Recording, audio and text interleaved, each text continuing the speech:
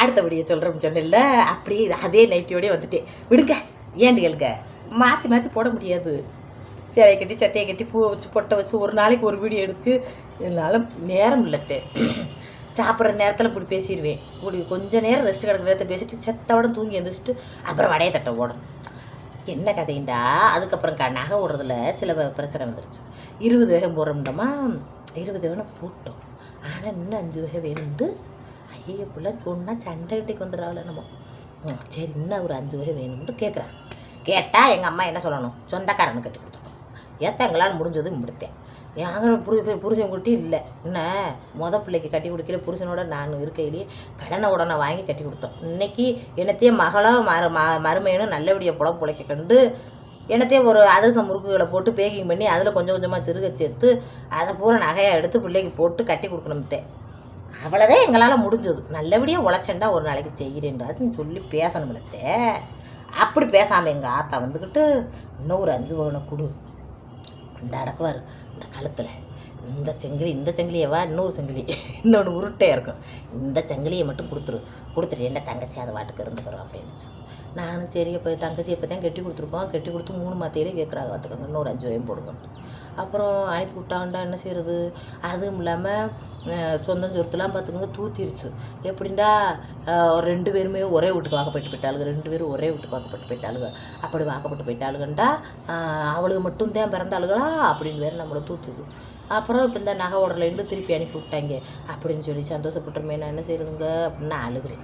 எங்கள் வீட்டுக்காரி ஏன்டி எல்லாத்துக்கும் பயந்துக்கிட்டே இருந்தால் முடியுமா, பிள்ளைக்கு தாலியை கட்டிட்டேன், பிள்ளை மாசமாக இருக்குது, இன்னும் ஒன்றுமே செய்ய முடியாது, ஒரே அதே முட்டிலே மாசமாயிட்டாவது, கல்யாணம் முடிஞ்ச மறு மாதமே இன்னும் பிள்ளைய ஒன்றும் செய்ய முடியாது, நம்மளுக்கு ஒன்றும் இது கிடையாது, ஆதாரம் மாசமாக இருக்குது தங்கச்சி, அதனால பிரச்சனை கிடையாது, பேசாண்டி இருக்கு அப்படின்னு எங்கள் வீட்டுக்காரர் என்கிட்ட இது பண்ணுறாரு. எங்கள் அம்மா வந்து என்கிட்டே பேசுது, எங்கள் வீட்டுக்கார்ட்ட பேசாமல். நான் இங்கிட்டு சொல்ல முடியாமல் தவிச்சு தவதாயப்பட்டு நிற்கிறேன். ஆத்தாக்கிட்டையும் சொல்ல முடியல, கொடுக்க முடியலேண்டு. இந்த ஒத்த சங்கலையும் மட்டும் கொடுத்தேன்றது.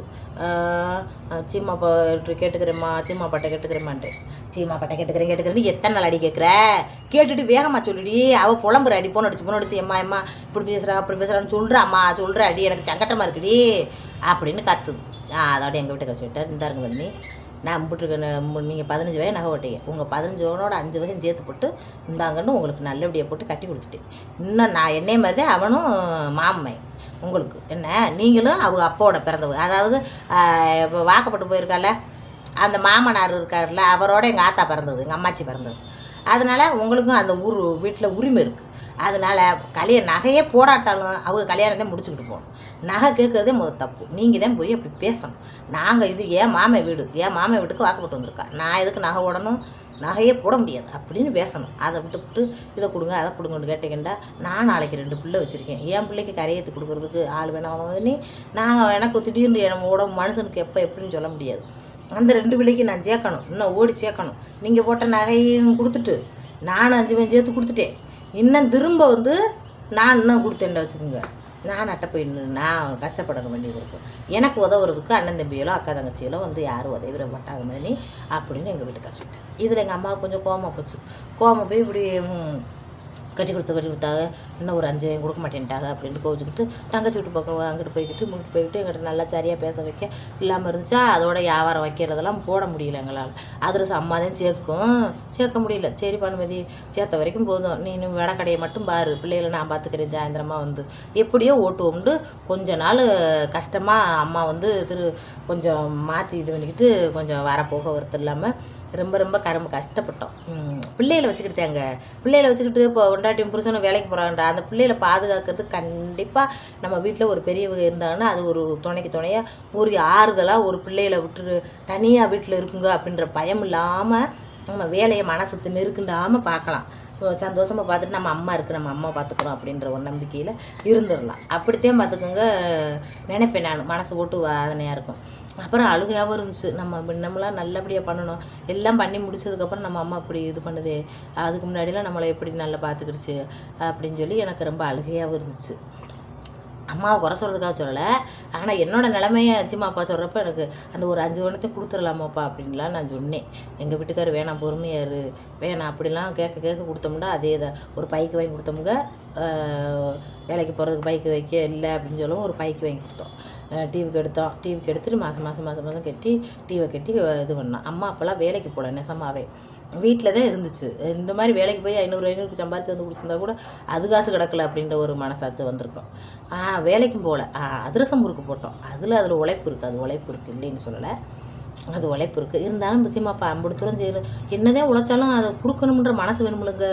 என்ன சொந்த பந்தமாக இருந்தாலுமே கொடுக்கணும். நம்ம மாமியாவுக்கு செஞ்சிடணும். நம்ம தான் நம்ம தாய்க்கு தலைமக நம்ம தலைப்பிள்ளை கட்டியிருக்கோம். அந்த பிள்ளைக்கு நான் தங்கச்சிக்கு செய்ய வேண்டிய கடமை நம்மளுக்கு இருக்குது அப்படின்னு ஒரு ஆம்பளைக்கு இன்னொரு தாய் தான் பெற்ற பிள்ளைக்கு ஒரு எண்ணம் வரணும்னா சாதாரண விஷயம் இல்லைங்க. அந்தளவுக்கு பண்ணினதே என்ஜிமா பெரிய விஷயம் எனக்கு தெரிஞ்சு. அதுக்கு தான் என்றைக்குமே என்ஜிமா அப்பாவுக்கு நான் நன்றி கடனாக இருக்கணும்னு நான் நினைக்கிறதே. எதுவுமே நீங்கள் கூட நினைப்பைய என்ன நீ தானே இம்புட்டு வாய் பேசுகிற, இம்புட்டு அதாட்டியமாக இம்புட்டு அதட்டலாக பேசுகிற, நீ போய் உன் புருஷன் பேச்சை கேட்டுக்கிட்டு உன் புருஷன்கிட்ட காசு வாங்கிக்கிட்டு எல்லாம் பண்ணிக்கிட்டு இருக்கியா அப்படின்னு உங்களுக்கு என்ன தோணும். தப்பு கிடையாது. ஆனால் உண்மையே நினச்சி பாருங்களேன். நம்ம என்னை எல்லோரும் இந்த பொண்ணு கருப்பாக இருக்குது, உதடு பெருசாக இருக்குது, வாய் பெருசாக இருக்குது, வேணாம் அப்படின்னு ஒதுக்கி விட்டுட்டு போகிறப்ப எனக்கு பிடிச்சிருக்குன்னு கெட்டுறாரு. என்னை கெட்டுனது மட்டும் இல்லாமல் எங்கள் அம்மாவையும் எங்கள் தங்கச்சியவும் நல்ல ஒரு தகப்பனாக இருந்து பார்க்குறாரு. அதுக்கப்புறம் அதை கட்டி கொடுக்குறாரு. நல்லா கரை சேர்த்து கட்டி கொடுக்குறாரு. பெத்த பிள்ளைகளை நம்பி பெத்த தகப்பனை நம்பி பிள்ளையை விட்டுட்டு பொம்பளை பிள்ளையை விட்டுட்டு போக முடியாத சூழ்நிலை காலத்தில் வாழ்ந்துக்கிட்டு இருக்கோம். கொழுந்தியாவை எந்த ஒரு கெட்டணமும் இல்லாமல் நல்ல எண்ணத்தோட அது பெரிய நானையும் 1 வருஷம் கூட ஆகலை. 1 வருஷந்தே ஆச்சுன்னு நினைக்கிறேன். அவளும் என்னை மாதிரி 14 வயசில் வயசுக்கு வந்தா. 15, 16, 17 அவளுக்கும் 17 வயசில் தான் என் கல்யாணம். 3 வருஷம் இருந்திருக்கா வயசுக்கு அதோட கட்டி கொடுத்துட்டோம் பார்த்துக்காங்க. அந்த மாதிரி நல்ல எண்ணெய் வேணும்லத்தே அப்படி நல்ல எண்ணெய் இருந்ததே எனக்கு கொடுத்தாரு. அம்மா புருஷனுக்கு என்னைக்கு அவர் சொல்லுபட நடந்து அவருக்கு மனம் கொடாமல் நம்ம நடந்துக்கிறணும். நம்ம உழைக்கிறோம், நம்ம சம்பாதிக்கிறோம், நான் சொல்கிறபடி தான் நீங்கள் கேட்கணும் அப்படின்னு அதாட்டியம் பண்ணக்கூடாது. அப்படி அதாட்டியம் பண்ணுறப்ப நம்ம பொண்டாட்டி நம்மளை அடிமைப்படுத்தி நம்மளை கஷ்டப்படுத்தி நம்மளை எல்லாத்தையும் வாங்குறா அப்படின்ற எண்ணம் அவருக்கு வந்துடும். அப்படின்ற எண்ணம் உருவாயிருச்சுட்டா அவங்க பெற்றவங்க பிறந்தவங்க தான் அவங்களுக்கு ஒரு பெருசாக தெரியும். ஏன்டா நம்மளை அடிமைப்படுத்துகிறா. அவள் குடும்பம் முக்கியம், அவள் குடும்பத்தை பார்க்கணும், அவங்க அம்மாவை பார்க்கணும், அவங்க தங்கச்சியை பார்க்கணும் அப்படின்னு நம்மளை அடிமைப்படுத்தி நம்மளை அதாட்டியம் பண்ணி நம்மளோட சண்டை போட்டு செய்ய வைக்கிறா அப்படின்ற எண்ணத்தை உண்டாக்கி அவர்கிட்ட எல்லாத்தையும் செய்முறையை வாங்கணும்னு வச்சுக்கோங்க. அம்மாவை பார்க்க வைக்கிறதோ, அவள் தங்கச்சியை கட்ட வைக்கிறதோ, கல்யாணம் பிடிச்சி வைக்கிறக்கோ, நான் ஏற்பாடு பண்ணேன் அப்படி இந்த மாதிரி சண்டை ஓட்டு பண்ணேன்னு வச்சுக்கோங்க. அவருக்கு அந்த மாதிரி எண்ணம் உண்டா? அதுக்குத்தான் நீங்கள் என்ன சொன்னாலும் சரிப்பாண்டு இன்னைக்கு அந்த நன்றி கடனை நினச்சி இருக்கேன். என்ன பெற்ற ஆத்தாவும் என் மகளை நல்லபடியாக கட்டி கொடுத்தியப்போ நானும் அதை மறக்கக்கூடாது அப்படின்ட்டு அப்புறம் மறுபடியும் என்ன நினச்சுன்னு தெரில. மறுபடியும் நீங்கள் சொன்னதெல்லாம் சின்னம்மா பெரியம்மா மாதிரிலாம் சொல்லியிருப்பா அவருக்கு. அதுவும் செஞ்ச வரைக்கும் செஞ்சிருச்சுல. என்னத்துக்கு இப்படி நீ ரொம்ப இது ஆசைப்பட்டு கிடக்காத. ஒரு பிள்ளையை கட்டி கொடுத்துட்டோம்னா அந்த ஒரு பிள்ளைக்கே நாட்டில் ஒரு பிள்ளைக்கு போட்ட நகையை போட்டு வாங்கி கட்டி கொடுத்துட்டு மறுபடியும் அந்த நகையை பங்கிட்டுக்கிட்டு மாற்றிக்கிட்டு பிடித்துடுறாரு. உனக்காச்சும் போடுறேன்னு போட்டு கட்டி கொடுத்துச்சு. இதுக்கு பிறகு இன்னும் 5 வயது கட்டு எதுவும் செய்யலாம் உனக்கு வைக்க முடியலன்னு சத்தம் போட்டிருக்கா. அவருக்கு சத்தம் பட்டான்னு தான் சொல்லிச்சு சின்ன மாமார் பெரிய மாமார். அதோட வந்துருச்சு. சரி செஞ்சது ரைட்டு செஞ்ச வரைக்கும் சரி தான். நான் கொஞ்ச நாள் கோச்சிக்கிட்டு இருந்தது கூட என்னமோ நினச்சிக்கிறாதுன்ட்டு அப்புறம் ஒன்று மூலமாக அப்புறம் குடும்பம் கூட்டின்ட்டு இப்படியே ஓட்டுறமுத்தே. இதுதான் குடும்ப வரலாறு இருக்காத. சண்டை சத்தம்லாம் இருக்கும், எல்லார் குடும்பத்துலேயும் இருக்கும். நல்ல மனசு வேணும். நம்ம நல்ல மனசை எதிர்பார்த்து எந்த எதிர்பார்ப்பும் இல்லை.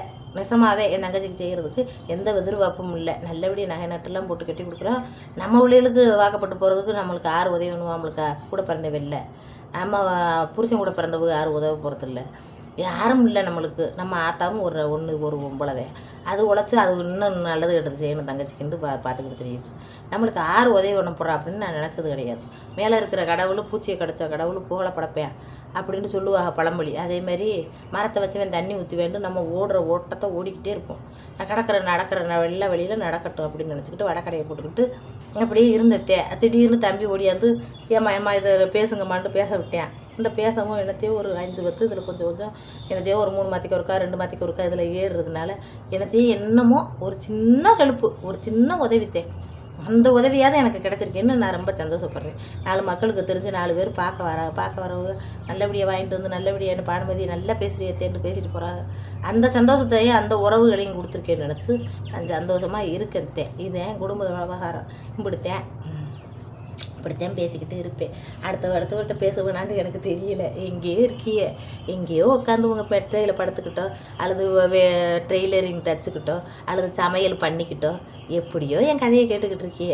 என் கதையை கேட்டுட்டு நல்லா பேசுகிற பான்மதிண்டு. சில சமயங்களில் பேசுகிறது உங்களுக்கு பிடிக்குதுல்ல.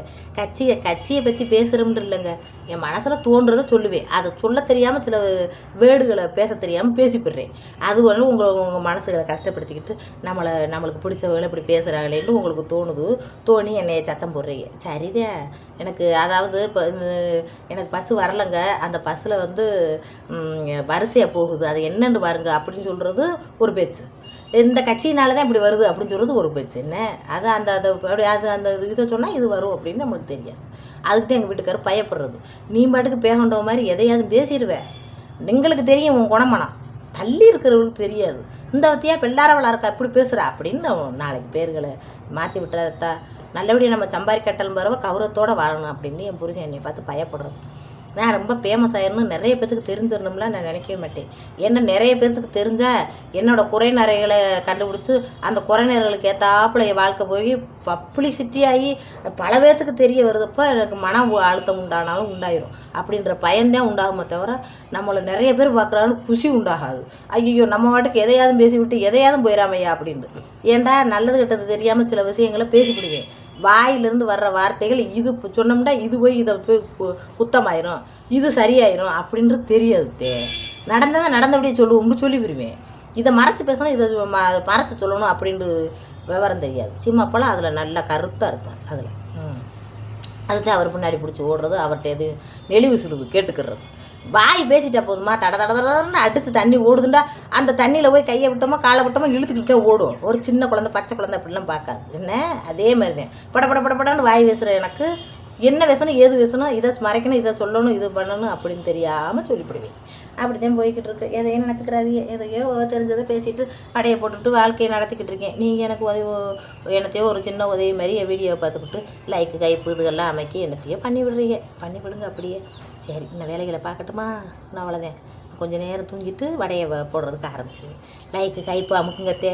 இதுதான் கதை. அடுத்தடுத்த கதையில் நீங்கள் கமாண்டில் கேளுங்க. அப்போத்தான் எனக்கு மூளையில் தோணி உங்களுக்கு சொல்லுவேன். சரிங்களா? லைக்கு போட்டுருங்க.